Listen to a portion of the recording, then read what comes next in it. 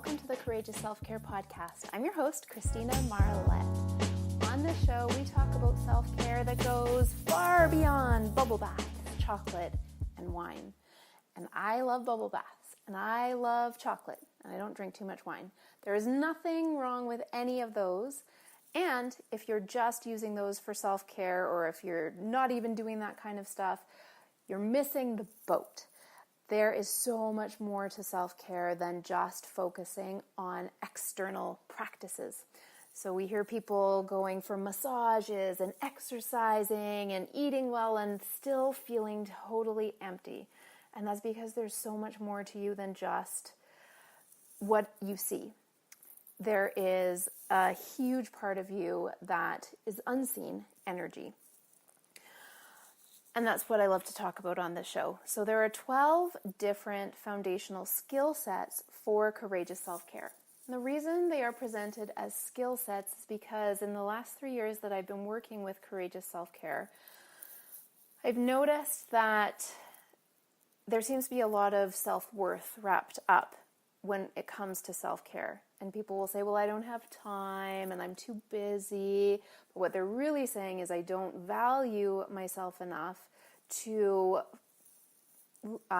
focus on my well-being, to prioritize my own well-being. And I need to do stuff for other people to show that I deserve to be here. So this is not about deserving. It's not about being worthy at all. If you're breathing, you're deserving. That is what Byron Katie says, and I'm going with that because it makes good sense. So courageous self-care is a series of skill sets, and anyone can learn a new skill. Isn't that great news? So it's not about deserving or feeling guilty when you spend time on yourself and learning about self-care and going on this amazing journey of self-discovery. It is more about cultivating incredible energy so that you can continue to give to yourself and you can give to others from a place of fullness. All right, we are focusing on the foundational skill set that goes along with getting connected. There are so many ways that we can feel disconnected and lonely. I talked about that in the previous teaching episode I did on this topic. And today, what I want to focus on is a different way of getting connected. There are so many ways that we can feel disconnected, and equally, there are so many ways that we can feel more connected. Here's what I want to share with you today. Getting connected with your body.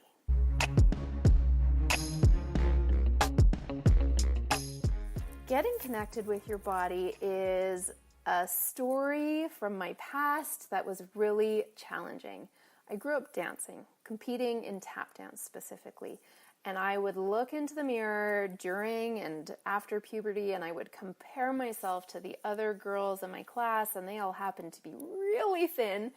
And I felt fat, I felt unattractive, and although I was dancing, and you would think that that would help me connect with my body, it actually did the opposite because I only experienced my body from how it looked. So getting connected with your body, in my experience, getting connected with my body made a huge, huge transformational and energetic shift for me. Here's how I did it.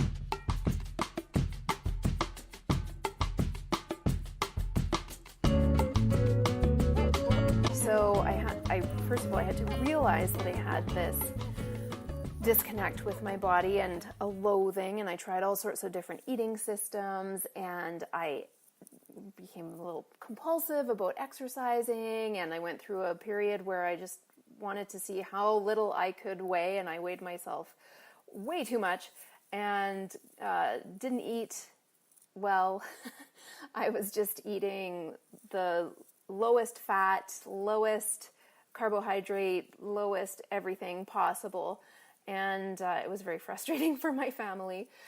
And I've gone through cycles of doing this. So what really made a significant shift for me was finding a way that I could accept my body on the path to loving and appreciating it. I worked with a therapist for a while, and she said, you don't have to love things first off. All you need to do is accept them. And I thought that was great wisdom because I could definitely accept that my body was magnificent. It does all sorts of amazing things for me. It allows me to be creative. It allows me, to be a human and to be alive. I could start to feel some gratitude where before there was just loathing. That was the first thing, finding acceptance. The second thing that I did that made a huge difference was something I call ugly, awkward dancing.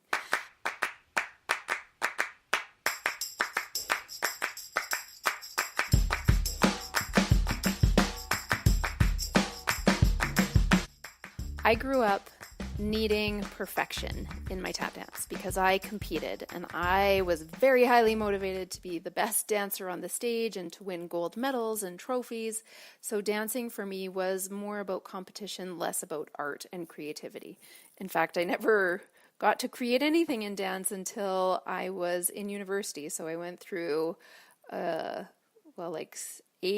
10 years of only having dances put on me, never getting or taking the initiative to make up my own.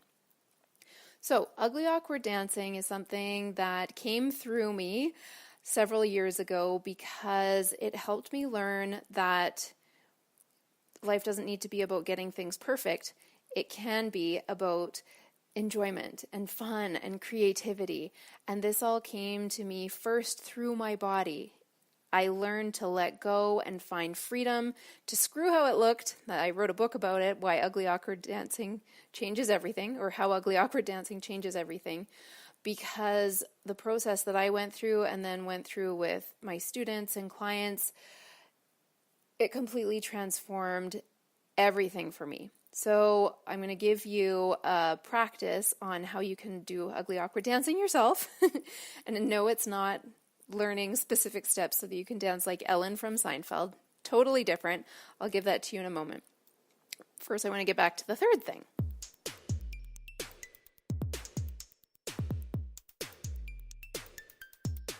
The third thing I did to transform my hatred for my body into acceptance and gratitude and love was delving into spirituality. So many years ago, I was completely disconnected from anything to do with spirituality. I didn't find that religion aligned with me or my values, and so I thought there were no other options.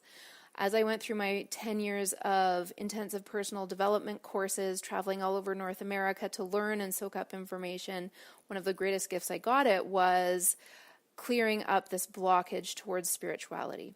And so what I learned from there and have come to believe so firmly and solidly is that my body is my direct connection to spirit. The great thing about bodies is that they can only live in the present. So it's not like your mind. You can't live in the past. You can't live in the future in your body. All your body can do is experience the here and now.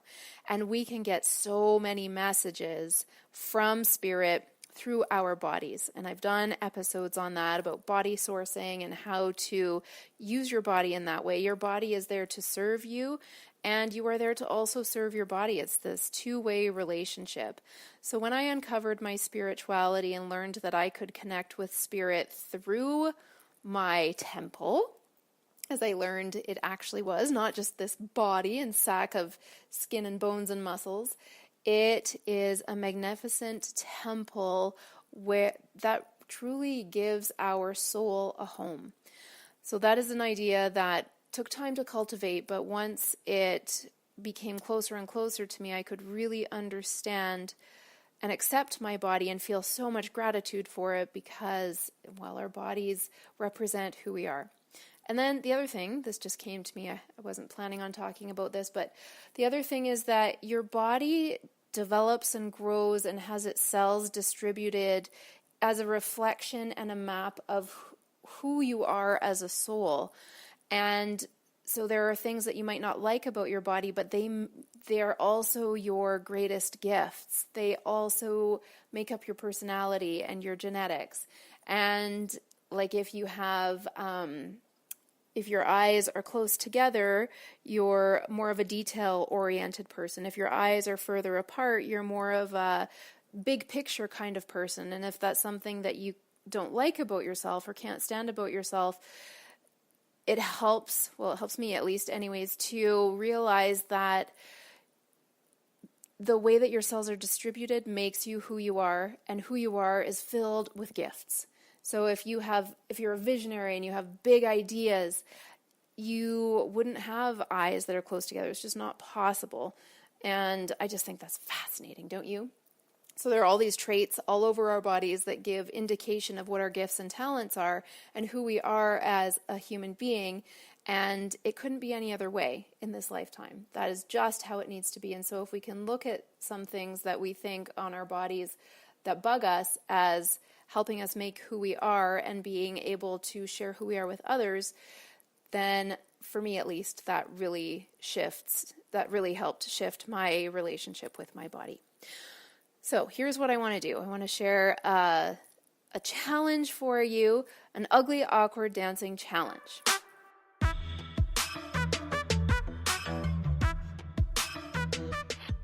This is not a hard challenge, but if you are someone who's not used to moving freely, it'll take a little bit of courage to get over that hump, and then you will just feel so amazing. So ugly, awkward dancing doesn't refer to the fact that it looks ugly and awkward, because in my opinion, all movement is beautiful because it's expressing who you are.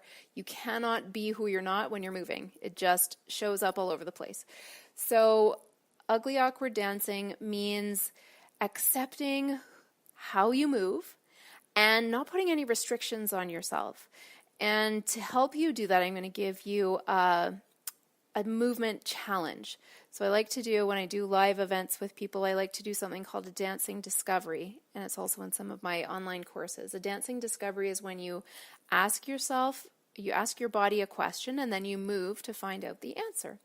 Or you give it a challenge, and then you move to see how you show up. And the great benefit of doing that is how you do anything is how you do everything. So you can learn a whole lot about yourself by how you move and how you show up in an exercise or a challenge. Ugly, awkward dancing is about how it feels, not how it looks. And so here is the challenge. I'm getting to it.